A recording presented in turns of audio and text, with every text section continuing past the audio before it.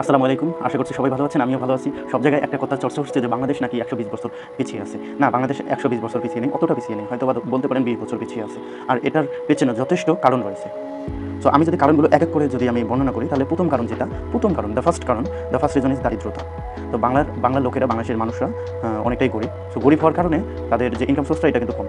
আবার গরিবের পাশাপাশি যদি আমাদের ভূখণ্ডটা অনেক বড় থাকতো এবং আমাদের যে ফার্টাইল ল্যান্ড এটা থাকতো, তাহলে হয়তো বা এটা খুব কম প্রভাব ফেলতো। আমাদের জমি নেই, বুঝতে হবে আমাদের যে আবাদি জমিটা রয়েছে সেটা day by day is decreasing, and for this reason আমরা কিন্তু ওই দিকে যাচ্ছি না। আর এই দারিদ্রতার কারণে বাদবাকি যেগুলো কারণ আসছে সবগুলো দারিদ্রতার কারণেই চলে আসে। আমরা তো গরিব, এই গরিবটার কারণে একজন ইঞ্জিনিয়ারিং স্টুডেন্ট, ওর পড়াশোনার মেইন উদ্দেশ্য কী হয় জানেন?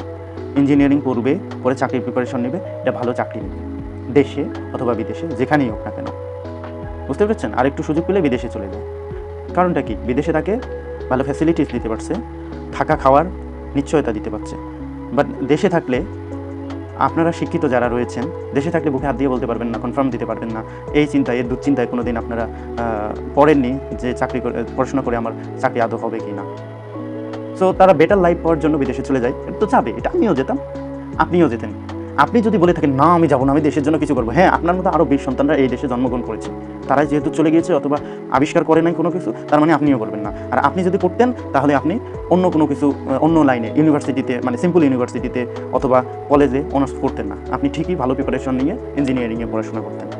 এখন দেখেন, যদি আপনি ইঞ্জিনিয়ারিংয়ে চান্স পান, আপনার পড়াশোনার ব্যয় বহন করাটাই দায় হয়ে দাঁড়ায়। সেখানে আপনি কেমন করে আবিষ্কার করবেন? একটা জিনিস আবিষ্কার করলে প্রচুর টাকা লাগে, সেই টাকা তো বাংলাদেশের মানুষের নাই, এটা আপনাকে মানতে হবে। আরেকটা জিনিস দেখেন, আমরা বাজারে গিয়ে কি দেখি? ভাই বিদেশের কী আছে? আরে বাংলাদেশের মানুষের মাথায় কী যে আছে, দিয়েই শুধু বলে ভাই বিদেশের কী আছে। ওয়ালটন আছে আমাদের দেশের পণ্য, এবং অন্যান্য আরও কয়েকটা পণ্য আছে, আরএফএল। আমি দেখছি মার্কেটে গেলে মানুষ এগুলো খোঁজে না, খোঁজে কোনগুলো জানেন? বিদেশ থেকে কোনগুলো এসছে, বিদেশি মাল নেন। সেদিন আমি মসকিউটো মারার ব্যাট কিনতে গেলাম, একজন ব্যক্তি কী করলো, আরএফএলের ব্যাট দেখে সে আর ওই ব্যাট কিনলো না, সে বললো বিদেশি কী আছে। তো এই যে বিদেশি চলে আসতেছে, আমরা পরনির্ভরশীল না থেকে যদি আমাদের দেশের পণ্যকে ব্যবহার করতে পারি, তাহলে দেখা যাচ্ছে যে আমাদের দেশে আরও অনেক উদ্যোক্তা এগিয়ে আসবে। আমাদের দেশের উৎপন্নকৃত পণ্যটা আমাদের দেশেই যদি মার্কেটে এটা ডিমান্ড না পায়, তাহলে অন্য দেশে কেমন করে ডিমান্ড পাবে? আগে নিজের দেশে বাজার ক্রিয়েট করতে হবে, কিন্তু আমাদের জন্য তো বাজার ক্রিয়েট করতে পারছে না, আমরা বিদেশি খুঁজি। এই যে অন্য দেশে সরকারি বলেন অথবা বেসরকারি বলেন, চাকরি থেকে রিটায়ারমেন্টের পরে তারা গবেষণা করে অথবা অবসর সময় কাটায়। আর বাংলার মানুষরা কী করে? সবচেয়ে সুবিধাজনক ইনকাম পন্থা রাজনীতি। ওই ঢুকে গেল রাজনীতি, ঘরে বসে টাকা, খুব সহজেই টাকা। তো এই যে ধারণা, এদের কাছ থেকেও তো আমরা কোনো কিছু আশা করতে পারি না। যে সমস্ত ব্যক্তিবর্গ বলে থাকে, লেকচার দেয় দেশের কল্যাণে, আমি নিজেকে রাজনীতিবিদ হিসেবে পরিণত করেছি। আরে ভাই, তুমি তোমার ৩০-৩২টা বছর সরকারি চাকরি করে সরকারি ক্ষেত্রকেই উন্নতি করতে পারেন নাই। আপনি ঘুষকে পেট মোটা করছেন, পেটের জন্য পা দেখতে পারেন না, নাভি দেখতে পারেন না। তো আপনার দ্বারাই রাজনীতিতে এসে আর কী হবে? আর বাংলাদেশের রাজনীতি সম্পর্কে আমি কিছুই বলবো না। এখন দেখেন, অন্যান্য দেশের কথা যদি আমি চিন্তা করি, অন্যান্য যেগুলো দেশ রয়েছে টেরিটরি অনেক বড়, এবং তাদের ইনকাম সোর্সটাও অনেক বেশি, ন্যাচারাল রিসোর্স আছে। অ্যাট ফার্স্ট ন্যাচারাল রিসোর্স, তো অনেকে বলবেন যে ন্যাচারাল রিসোর্স তো বাংলাদেশে আছে। আপনি বাংলাদেশে বসবাস করেন, এই জন্য বলেন যে বাংলাদেশ সব দেশের চেয়ে সৃষ্ট দেশ। কবির ভাষায়, ভাই কবির ভাষায় দেশ চলে না, দেশ চলে প্র্যাকটিক্যাল নলেজে। বাংলাদেশের সীমিত ন্যাচারাল রিসোর্স, ওই কাজী নজরুল বলে গেছে না, বাংলাদেশের কয়লা কোনোদিন শেষ হবে না। বাংলাদেশের কয়লা শেষ না হয়, 2 দিন পর দেখো কয়লা কী হয়। এবার গ্যাসের কোনো যেগুলো পেয়েছে ওগুলো তো নিজের নিডই পূরণ হচ্ছে না, তাই না? তো এত লেকচার দিয়ে কোনো লাভ নেই। তারপরে এই যে এগুলো তেল, আমাদের দেশে তেল নাই, 2টা তেলের খনি আছে, তো তারা তেল উত্তোলন করতে পারে না। আমাদের দেশে তো তেলের জন্য ফেভারেবল এনভায়রনমেন্ট নয়।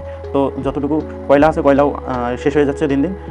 আর আমরা যে তেল তুলি, অন্য দেশের সহায়তা নিয়ে তেল তুলি, তাদেরকে অর্ধেক দিতে হয়, আমরা অর্ধেক নিই। তো এটা তো একটা লস প্রজেক্ট, তাই না?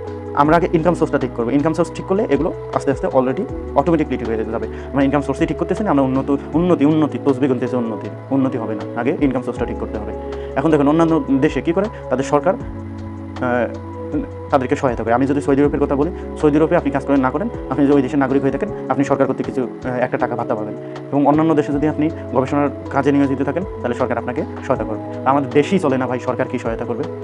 সো দারিদ্রটাই হলো বাংলাদেশের সামনের দিকে অগ্রসর হতে অন্তরায়। আর বাংলাদেশের মানুষ কি অনুকরণ প্রিয়, ওরা কি করছে আমরা ওটা করব। ভাই আমাদের এনভায়রনমেন্ট, আমাদের পরিস্থিতি, আমাদের ল্যান্ড সব কিছু অন্যান্য দেশের থেকে আলাদা। আপনি করতে পারেন আমাদের দেশকে আমাদের মতো সুবিধার্থে সাজিয়ে নিতে পারেন। এখন যদি ইউরোপের মতো সুবিধা করতে চান, বাংলাদেশে ওইটা হবে না। বাংলাদেশকে বাংলাদেশের মতো পরিবর্তন করতে হবে, ইউরোপের মতো নয়, জাপানের মতো নয়, অথবা অন্যান্য কোনো দেশের মতো নয়। বাংলাদেশকে বাংলাদেশের মতো পরিবর্তন করেন, পরিবর্তন হবে। আর পরিবর্তন না হওয়ার পিছনে আরও একটা মেইন কারণ হলো বাংলাদেশের মানুষ সব থেকে খারাপ। এইবারও 2025 সালে জরিপে, এই যে ফেব্রুয়ারি মাসে যে জরিপটা হয়েছে, সেই জরিপে বাংলাদেশের পজিশন শেষ থেকে 14তম। তার মানে কি আমরা খারাপ? প্রুফ 14তম। মানে আর কয় ধাপ পিছলে 1, 2, 3-এ চলে আসতাম করাপ্টেড কান্ট্রি হিসেবে। অনলি তো আমরা 4-5 বার করাপ্টেড কান্ট্রিতে শীর্ষ হয়েছি, তো আর কি। আচ্ছা ঠিক আছে, সবাই ভালো থাকবেন, সুস্থ থাকবেন। আসসালামু আলাইকুম।